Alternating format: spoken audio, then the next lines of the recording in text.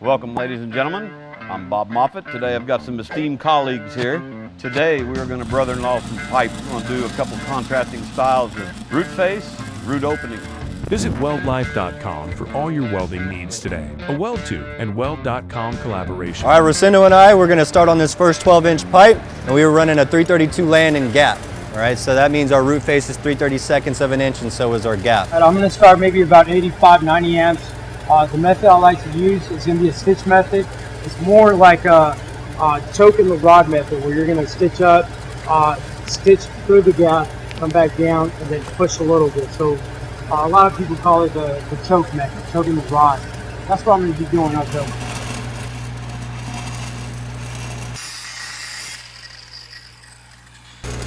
Go ahead and crack me up a little bit. Two more. Give her more, give her more. Up two, up two. We're at 90 beans, 90 beans. Oh yeah, we're flying now. Oh yeah, he's liking it. Really liking Rosendo's technique, seeing that rod, not fingernailing either one way or the other. You see he's got a nice tip to the rod. You can see it's burning both walls evenly, not riding one side. Really not doing a whole lot of nothing as far as motion. I'm trying to scoop, trying to open up something for me, but I gotta keep quite a bit of pressure. I got a little bit of a drag angle to kind of add some heat without adding heat. Helper, come in.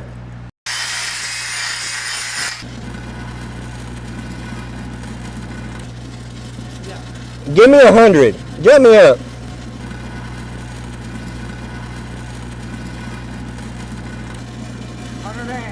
Oh, that's way better. I tell you what, it's the hotter the better, guys.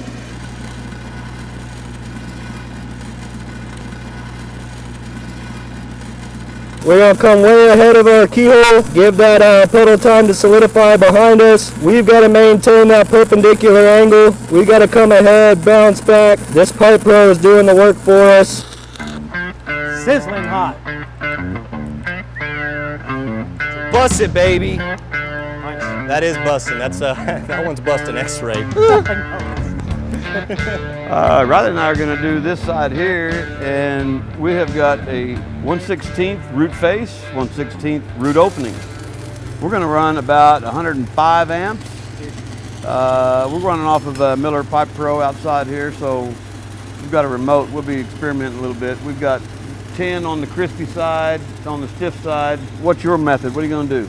I'm basically just going to, I like Rosendo's comment, choking the rod out. I'm going to choke this thing all the way out and just drag this thing in there. Where I have to, I may stitch just a little bit if the keyhole gets a little bit loose or a little bit out of control, just to kind of cool things back off and get everything back going the way I want. Good, good, go, go, go! Whenever you're ready, sir. Oh yeah, you just hold on there, hand. Whew. Tough work there. People will tell you, got to have this kind of fit. You're not always going to get the fit you want in the field. I mean, regardless of your style, left hand, right hand, upside down, welding with one eye, we're going to meet at the same place, right? Not only that, but you've got a bunch of people that do things just differently, right? You might be dragging roots, you might be hot whipping, you might be cold whipping, you know. Yeah. You might be trying to get some more reinforcement. You know, the code's going to allow what you want, whether you want a nice flush root or a nice heavy one. You know, exactly. Uphill, downhill, don't matter. That's right. Honey, gosh. I need to touch this start down here on the bottom before I light up. All welding whips with flex cable used in this video are available at www.weldlife.com. How's the heat, Bob? Oh, that's good. I'm going to work this bottom in here a little bit. This ain't no 1/16, I can tell you that. Putting something on my shoulder, it better be money or prime rib. Hang on, I gotta get the fingernail out of the way. Back up. Up two. Yeah. Good? Yeah. I'm tired of grinding these holes. Well, that's too damn bad. Just keep doing it. You keep filling them up. What'd you think? First time running the old Miller 400 with a remote.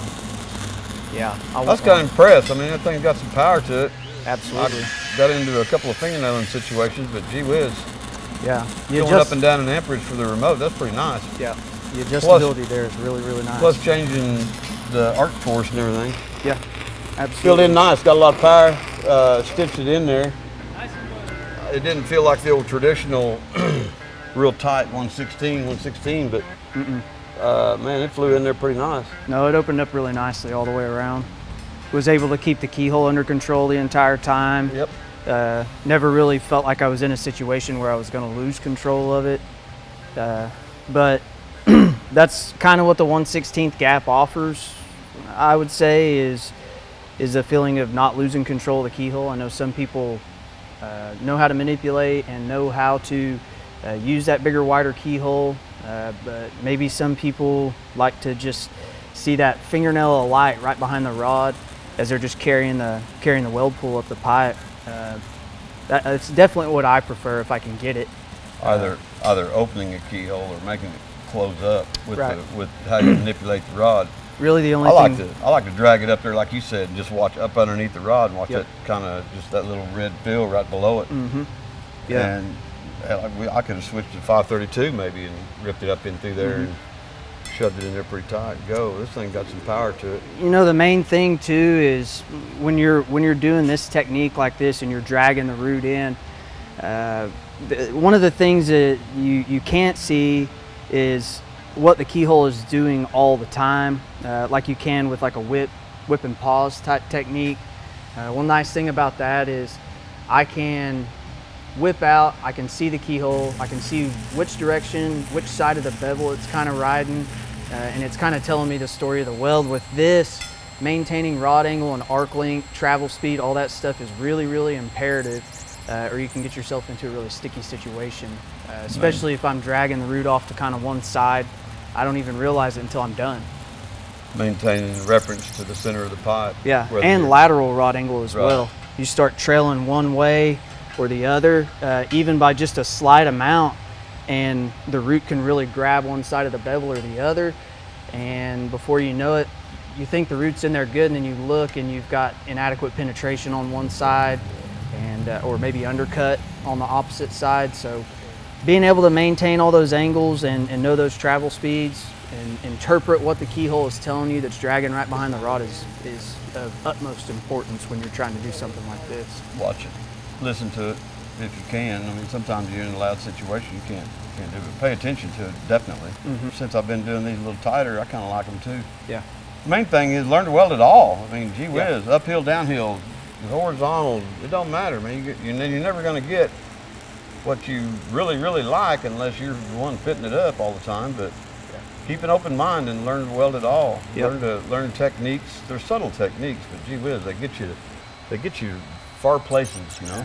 And I know this is something that I preach to my students and that surprise a lot of people, but knowing how to weld left-handed and Oh, right-handed definitely. is really, really important. You'll probably surprise yourself at how good you are at welding with your left hand. It'll don't open be your a- brain. It'll yeah. open your mind. All right, ladies and gentlemen, so I'm over here doing 2 beads. I could have just done 1. Keep it a little bit different. You've done a really good job of adapting, especially not knowing walking up that you're going to have a 60-10 hot pass to deal with. And another thing you have to kind of power through there. You get that slag bubbling up when you're straight up on top. All right, ladies and gentlemen, so there you have it. On this side, I did a two bead cap. Riley went ahead and did a single bead cap. Came out fantastic, came out really good. So once again, quick reminder, learn as much as possible, all sorts of gaps, all the above. Don't expect everything perfect because, you know, out there nothing is perfect, right, gentlemen? Yeah, you got to know that, you know, some codes may not allow you to puddle cap something. You might not be able to put one of them big wide caps. You might have to be running stringers. Some are a little bit more lenient, more tolerant of that kind of stuff. So you got to be kind of prepared for any situation. Absolutely. Learn it all. You got to keep an open mind. You run into all kinds of situations. Things happen. You know, that's what we've always taught. Things happen, and we don't try to cover them up. If it happens, we work with it, repair it, keep on keeping on. And at the end of the Forge day, ahead. you got to just respect the inspector. As much as you might butt heads with some of them, learn what that inspector likes, what he likes to look at, and then he make your life so much easier, right? Yeah, absolutely. Even if you may not agree with him wholeheartedly, you know, you're getting a paycheck, right? And you're there to make a weld. So just make what that inspector likes, and if he signs off on it, it's his problem. Yeah. Inspector needs to know what he's looking at, though. So that is true. That's a whole we've had to correct a few of them over the years, but I'm sure we all have our stories. Of two-way situation. You know, you learn from each other, but you know, at the end of the day, as a welder, you need to know the codes as well. Oh yeah, absolutely. You need to know your allowable limits, and you can work around all that stuff and keep productive. And there you go. So, good job, gentlemen. Yeah. Thank you guys for watching. Thank you to WeldTube and all you guys. You guys were fantastic this week, letting us come down and do some collaboration with you guys. We truly appreciate it, and we always have fun when we come here. So I guess that about wraps it up, and that is the end of the day. So make sure you check out Let's Weld Something. Yep. That channel is going to start off again, and make sure you check out Weld.com. Check out Weld.com's new app. You know, download it on the Apple Store, Google Play Store today. It's a great community full of great people. Find jobs, watch great videos, communicate, network, man. That's what it's all about. A lot of information out there. Building a global welding community for welders by welders. All right, ladies and gentlemen, we'll see you next time. Hoorah. Peace out.